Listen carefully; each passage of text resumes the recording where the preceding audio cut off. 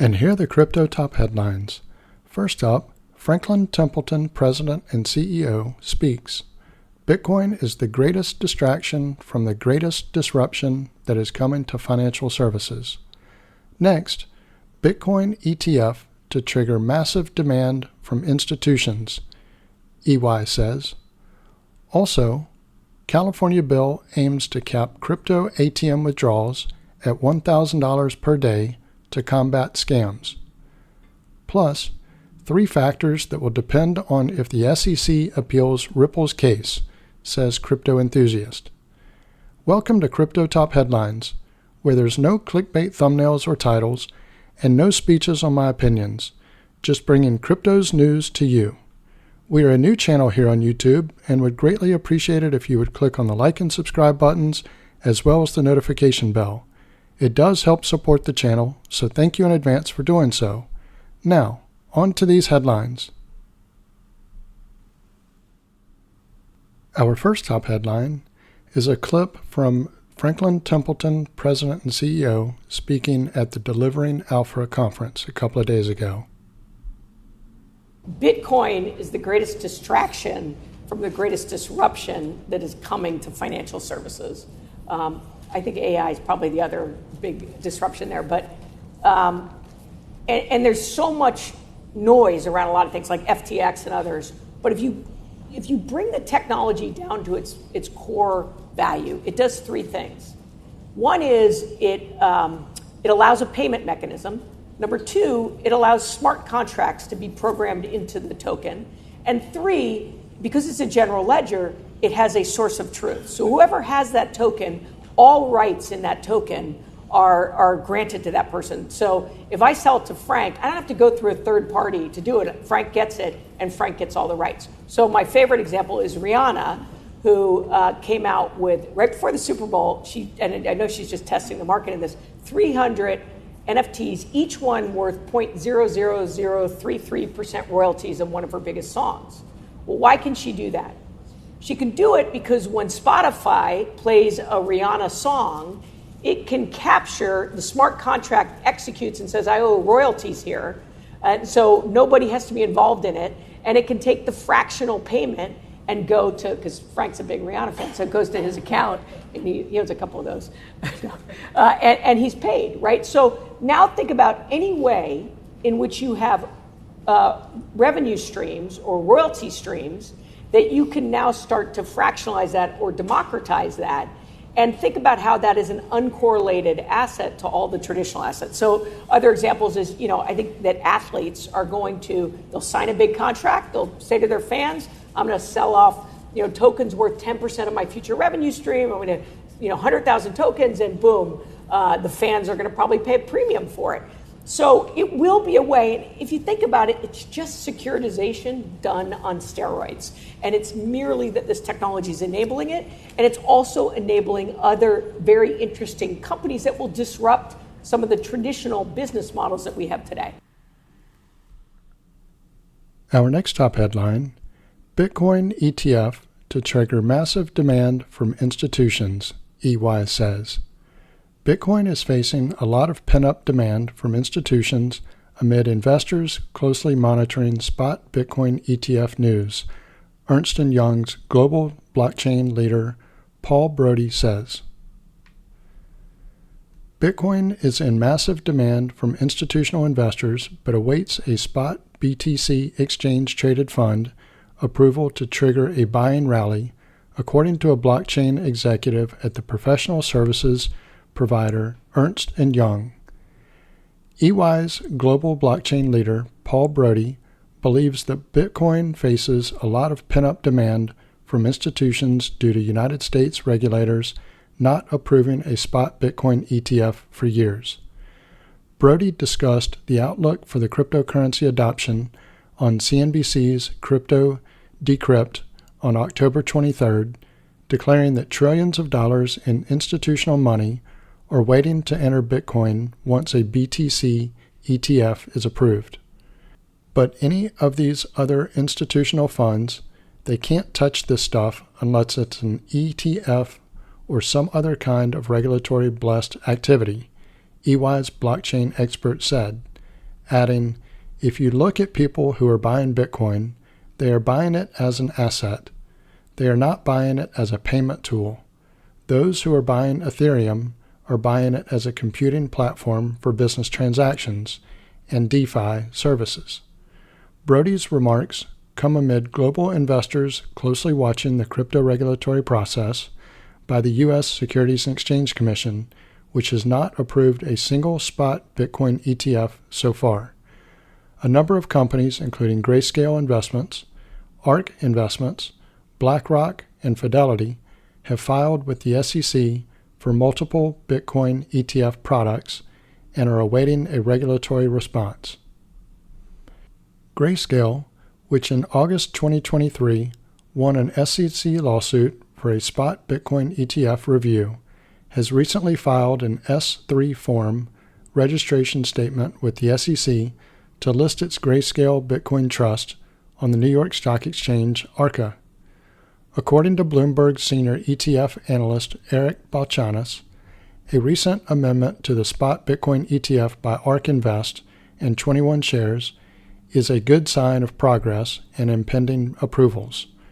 The ETF expert believes that the ETF amendments, filed in mid-October 2023, could be in direct response to concerns the SEC has asked ETF issuers to address. Our next top headline: California bill aims to cap crypto ATM withdrawals at $1,000 per day to combat scams. A new legislative investigation found some crypto ATMs charging a premium as high as 33%, while a few ATMs had limits of up to $50,000. California legislators have proposed a new bill titled Digital Financial Asset Transaction Kiosks, calling for a cap on crypto ATM withdrawals of $1,000 per day in light of growing scams. Additionally, starting in 2025, the law would limit operators' fees to $5 or 15%, whichever is higher. The bill, if approved, would come into effect on January 1, 2024. The bill was introduced after legislative members visited a crypto ATM in Sacramento and found markups as high as 33% on some crypto assets compared with their prices on crypto exchanges.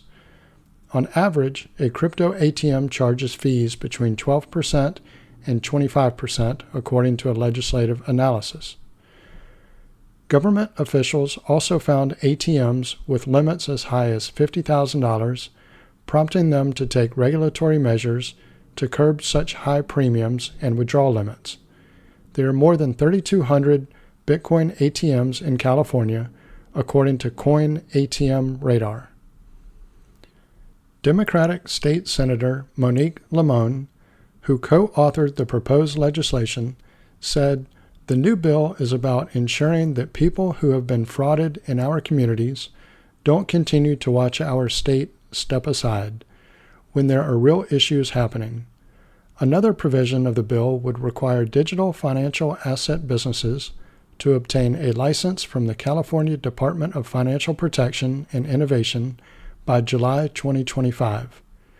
Crypto ATMs are a popular way for people to exchange cash for their choice of cryptocurrency, but have become a hub for scams and exploits because of the nature of transactions, i.e. hard cash. Unlike bank and wire transfers, each transaction leaves less of a trail. Some residents have recently been caught up in such scams where the scammer persuades the victim to go to a nearby crypto ATM and deposit cash for the crypto of their choice. Some of those affected by ATM scams have lauded the bill and said the low transaction limit would give victims time to realize if they are being duped, reported the LA Times. On the other hand, crypto ATM businesses said the new bill would harm the small operators who must pay rent on their ATMs. The operators noted that the bill fails to address the core issue of the fraud and instead takes a punitive path focused on a specific technology. They warned such a move would shutter the industry and hurt consumers while doing nothing to stop bad actors. Our next top headline is a tweet from Yasin Mubarak, who is a crypto enthusiast since 2013 and founder of DeezerCapital.com. He shares that there are 3 factors that will depend on if the SEC appeals the Ripple case. He writes, "People who are expecting the SEC to appeal the Second Circuit have to keep in mind that the appeal is not possible until the case is fully closed. The case will only be fully closed once the remedy issue for Ripple's institutional sales is complete. According to some respected lawyers in the community, that won't happen until late summer or early fall of 2024. In that time frame, 3 important factors will come into play. 1. U.S. elections. Next year, the Biden administration will be preoccupied with the election. Nothing will be more important to them than Biden winning a second term. It will boil down to how crypto is perceived in mainstream politics in the U.S. If the Biden admin sees that their anti-crypto stand is not popular with a large enough segment of the U.S. population that it may make a difference, then I expect their position to soften and the Ripple case to conclude without an appeal. Number 2. Rate of XRP adoption by U.S. institutions. Now that XRP status is clear, U.S. financial institutions might feel comfortable using this digital asset in their cross-border payment flows. Large enough adoption will create new facts on the ground, and the SEC, seeing the writing on the wall, will be more open to a settlement. Ripple will also be motivated to pay a hefty fine and close this chapter so they can put this entire saga behind them and move on. Number 3. The outcome of the SEC versus Coinbase case. If Coinbase's motion to dismiss succeeds, then the SEC has a much larger problem than just Ripple and XRP. They can't appeal the status of XRP while they are facing a much larger issue, which is the possibility that an entire class of digital assets will be deemed non-security. That puts the basis for appealing XRP status on very shaky ground. In my humble opinion, the SEC has not fully committed to the appeal route yet. The path they choose will depend on the factors above, so time will tell. So this concludes our top headlines. If you haven't already done so, don't forget to click on the like and subscribe buttons, as well as the notification bell. Also, leave your thoughts in the comments and share this video with your friends and family. Thank you all for watching Crypto Top Headlines, bringing crypto's news to you.